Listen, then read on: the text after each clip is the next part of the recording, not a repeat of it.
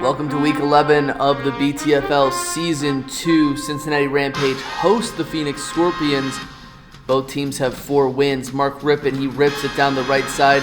Jumping catch by Jesse Hester. He'll be doing that a lot today, getting it into Scorpions territory as Ricky Running Waters. He bobs and weaves around defenders. Doesn't fumble this time, gets it into the red zone, and Roger Ruzek adds the field goal. It's 3-0. Trying to get on the board. Steve Bono rolls out of the pocket. I've got you. Tim Brown over the middle of the Hall of Famer. Gets it to inside the 20-yard line, and then Steve Bono would finish off the drive saying, I got you. Marion Butts, the running back, gets it in the end zone, avoiding tackles.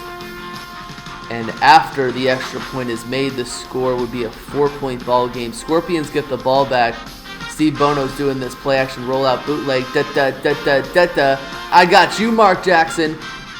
As he gets it into the 20-yard line, Steve Bono backs up, surveys the field, throws it into the end zone, but the ball is intercepted by Richard Johnson. This would give the Rampage the ball. The pass over the middle to Gil Fenerty by Mark Rippon, and he would back up again, rip it deep.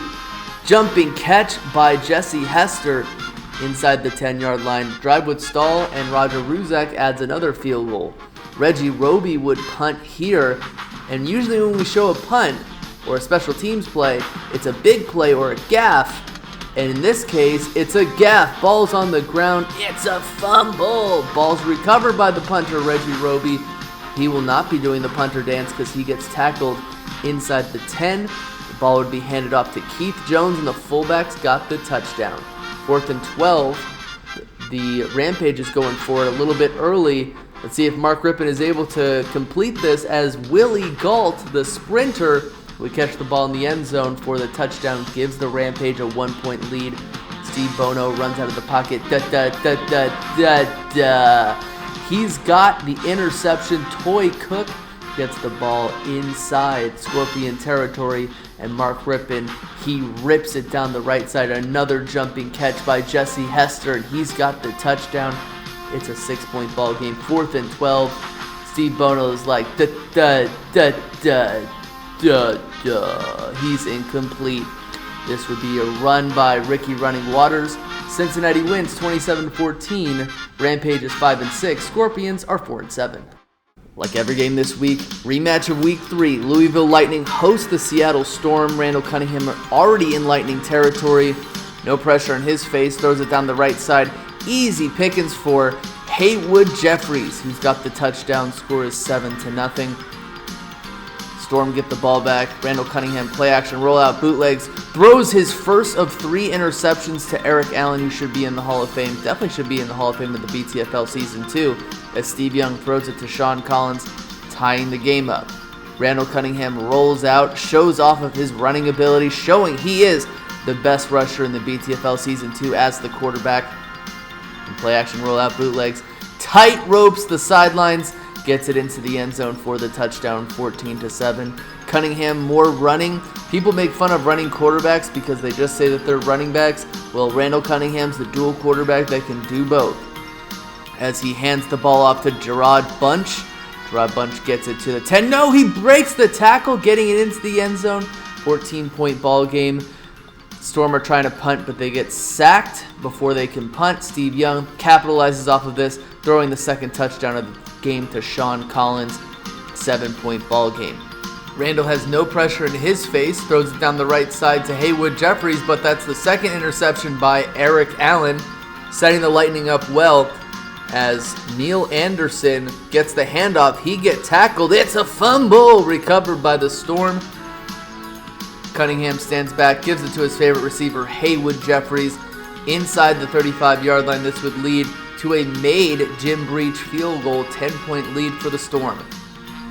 Midfield for Steve Young and the Lightning, throwing it over the middle to Collins, and Collins would get inside the 20-yard line. Sean Collins, one of the best receivers for the Lightning, and Young would throw it to Collins again, waiting in the end zone, touchdown, 3-point ball game. Celebrate there, Steve Young. Randall Cunningham makes his final mistake, throwing it to Stephen Baker, the touchdown maker, but it's intercepted by Eric Allen. Fourth quarter, Steve Young gets sacked by Reggie White, and here's the game-tying field goal by Pat Leahy. It is up, and it is no good. The Seattle Storm win 24-21. Storm are 7-4. Lightning are 8-3. Philadelphia Spirit will be going against the Birmingham Rebels, where Anthony Thompson will be returning from injury. As this game is underway, the Philadelphia Spirit will be returning for the first half, where Burden is going to run to the right side of the field, but fumbled and is recovered by Tim McKyer. Jim Kelly tried to make a pass, but he kind of got too hasty and it was intercepted, and Philadelphia gets the ball back. Joe Montana backs away, looks for a pass, completes it to Johnny Johnson, gets past midfield. As he gets past the 30, stopped on the 25-yard line. Joe Montana, he's scrambling around, throws it, completes it to Michael Hayes, as always, gets the first touchdown as Philly takes the lead. Jim Kelly's looking for an answer, backs away, almost gets sacked, deflected, but is caught by Dawkins as he gets past midfield, stopped on the 28-yard line, but unfortunately settles to a field goal. But at least Birmingham puts points on the board. Burden once again tries to redeem himself in returning as he's running, gets past, almost past 10, but he's fumbled once again, and it's recovered by Chris Jack for the touchdown. As Joe Montana throws it, completes it to Michael Hayes, settles for a field goal. Jim Kelly trying to retake the lead, throws it, completes it to Hiller, gets past the 30, the 25, stopped on the 21-yard line, but is settled for a field goal, 13-10. Jim Kelly gets the ball back, gives the ball to Hiller, gets past the 40, cross midfield, stopped on the 45-yard line, but is settled for a field goal. Joe Montana is looking for a pass, throws it to Michael Hayes, none other than Michael Hayes, completes it, gets past the 30, the 20, the 10 for the dive, but it wasn't enough. Touchdown Philly as they retake the lead 17-16. Jim Kelly is looking for an answer to retake the lead as he throws it, completes it to Thompson, decides to pitch it off to Hiller as he runs it in for the touchdown. Birmingham takes the lead. Joe Montana is backing away, looking for a deep pass to keep this game alive as he makes an attempt. Pass to none other than Michael Hayes, out on the 5-yard line as he was unable to move. Joe Montana seeing if he can retake the lead, throws it, completes it to Barry Foster. Touchdown Philly as they retake the lead. Joe Montana looks to extend the lead, gives the ball to Barry Foster, runs past the 20, but unfortunately the ball slips out their hands, and Rebels, they get the ball back with an opportunity to win this game. Jim Kelly pitches it off to Hillard, gets past the 30, stopped on the 25-yard line. Jim Kelly tried to pass, but he was sacked by James Francis. They try to go for a kick. What is going on? I don't know. I've never seen anything like this in my life. The snap is good. Threads are up.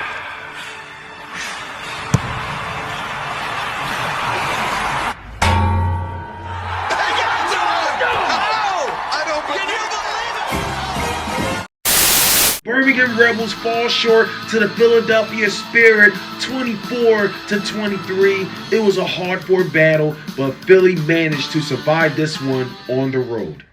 Los Angeles Stars play the New York Empire as we're back in the Best Teams Football League. While the Stars are without their starting quarterback, Willie Green returns for them at wide receiver, so they are getting healthier all the time as they hope to make a deep playoff push this year.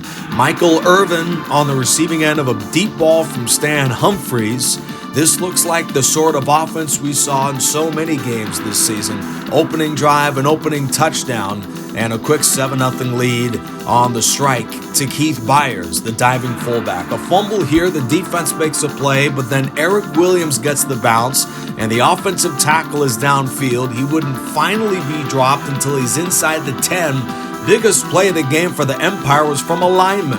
Norwood hits the field goal. We're at a 7-3 ball game.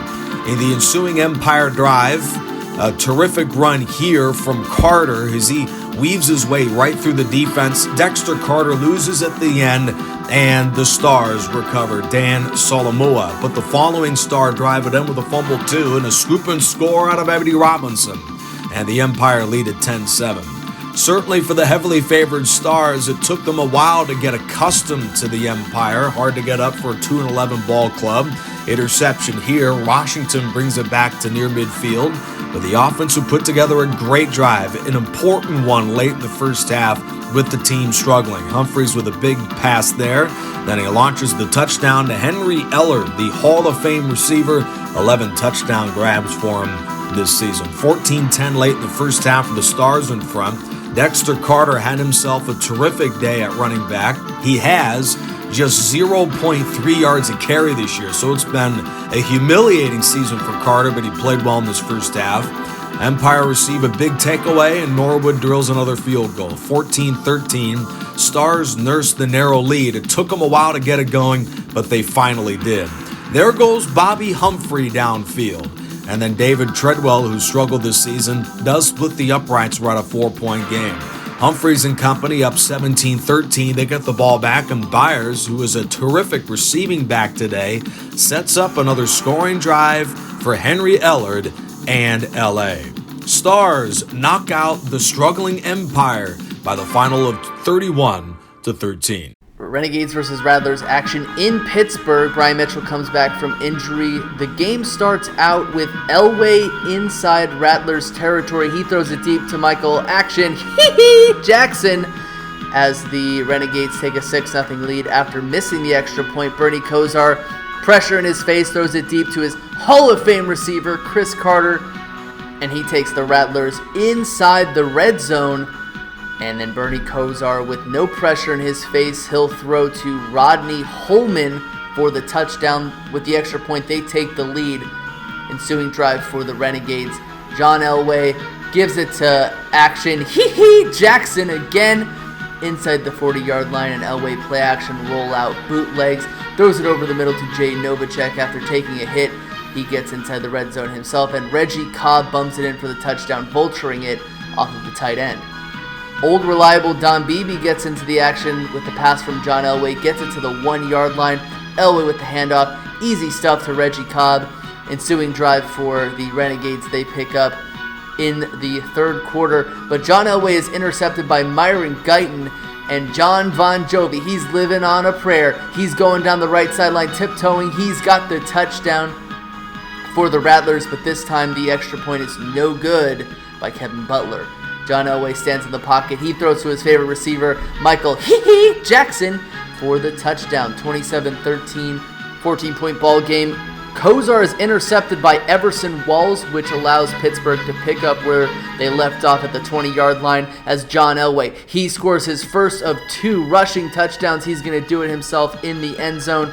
Picking back up, ensuing drive for Elway and the Renegades. He's going to play action bootleg, roll out into the end zone for the touchdown. He's going to call his own number, 41-13. The Rattlers are looking like they're in trouble, which is why Bernie Kosar throws it deep to Chris Carter. He's feeling the burn, and then John Von Jovi gets his second touchdown of the game, getting it into the end zone for the touchdown. We're showing the special teams play because usually it's a big play or it's a gaff, and here it's going to be a gaff as the ball's on the ground. It's a fumble. Steve McMichael picks the ball up off the turf as Bernie Kosar, he's feeling the burn. He's throwing down the right side to Curtis Duncan. He's dunking the ball into the end zone. 41-27, onside kick. Renegades recover as Reggie Cobb gets it to around the 40-yard line. But for some reason, the Renegades are doing a pass play. Mark Murphy sacks John Elway, and he's injured. This could be bad for the Renegades as Mike Buck replaces him. But the Renegades win 41-27. Renegades are 5-6. Dallas is 4-7. The struggling Baltimore Bulls will host the Boise Colts, who are on a fast track this season, but we'll start out with Rich Gannon, the Cannon, who had a actually great game last week as he throws it to Mark Ingram as he gets it inside the 20-yard line. This would lead to a Jason Hansen made field goal, scores 3-0. Ensuing drive, first one for the Boise Colts. Jeff Hostetler, no pressure in his face, throws it down the right side to a diving Herman Moore. He gets up, gets it inside the 30, and Hostetler backs up, surveys the field, throws it over the middle to Chris Warren, his running back, and he'd eventually get it into the end zone for the touchdown. Score is 7-3. Back would be the ball for the Boise Colts. Hostetler, now he's got a guy in his face, but he would check it down to Chris Warren, bob and weave, make it inside of Bulls territory, getting it down to the 40. Next play, Hostetler over the middle to Sticky Icky Woods inside the 5-yard line as they move the chains. and then Chris Warren gets the handoff down the left side. He gets the touchdown, and this would lead to a missed extra point by Dean Biasucci. Hostetler and the Boise Colts get the ball back again. Herman Moore gets the ball down the right side. Cornerback is unable to get it, and Chris Warren gets the flip down the left side. And actually some great blocks by the receiver and the tight end. He doesn't make it into the end zone, but Sticky Icky Woods would vulture off of him for the touchdown. And Biasucci again is no good. First drive for the Bulls after halftime. Rich Gannon the Cannon throws it down the left side to Irving Fryer. Great catch, getting the ball behind a defender, and Rich Gannon the Cannon would run out of the pocket, throw it over the middle to Mark Ingram to the 5, and Eric Ball would eventually make it into the end zone for the touchdown. Ensuing drive for the Colts, Jeff Hostetler would throw it to Sergeant Slaughter. He'd get it into Bulls territory, and Jeff Hostetler would say, I'm going to do it myself. I'm going to run into the end zone for the touchdown, making these guys look foolish. I've got it. 29-10 because of those 2 missed extra points. Eric Ball would get the flip to the right. He avoids a few defenders. He gets tackled, and it's a fumble. Ball's recovered by Carl Banks. Jeff Hostetler at around the 50-yard line throws it down the right side to his favorite receiver, Herman Moore, and he won't be caught today. He's got the touchdown. Celebrate there, Hostetler, as the Boise Colts win 53-10. Colts are 8-3. Bulls are 3-8. Boston Eagles head to Atlanta to face the struggling Fire. James Brooks and Ernest Biner come back from injury. First drive for the Eagles.